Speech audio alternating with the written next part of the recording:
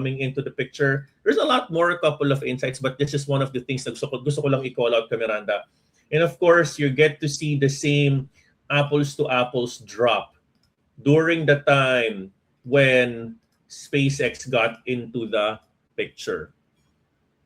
So, but one thing you need to notice is that based on pure fundamentals, Kamiranda, kung babalatan po natin ito, doon muna tayo sa current price kasi iba ang valuation versus price, no?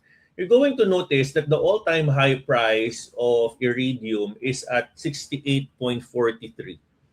no? Si via satellite, Kamiranda, the all-time high price was at 97. 97 po ito. Okay? So the current valuation or IPO price of SpaceX na wala talagang P&L fundamentals, napakaliit lang ng kanyang earnings, no? To the tune of billions lamang, trillion ng kanyang TAM. So you're going to say that okay, pwede kong ilaban ng 130 IPO kung ang kalaban ko naman ay nasa 97, which is Viasat, ang kalaban ko ang IRDM is nasa 68. Pwede kong kalabanin yan.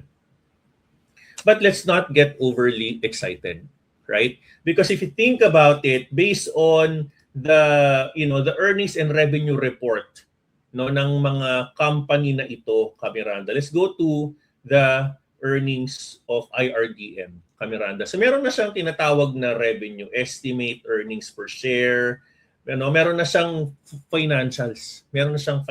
No? So meron nang pinagbabasihan ang mga capital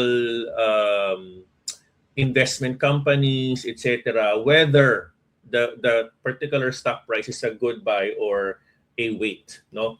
Even if you're going to take a look into via satellite, si via satellite, Kamiranda, puntahan natin ng mabilis. Ayan.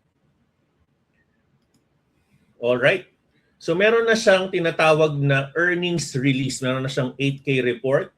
Yung 8K report na yun, meron siyang quarterly report, Kamiranda. So let's just quickly read. Viasat, total revenue for the quarter ended increased 4% year over year to 1.17 billion. So basically, I'm just trying to say here is that meron na siyang financial highlight. Meron na siyang pinanggagalingan. Meron na siyang valuation source. But if you take a look into SpaceX, Kamiranda, okay, punta tayo dito. The only thing that we can see, obviously, is that this particular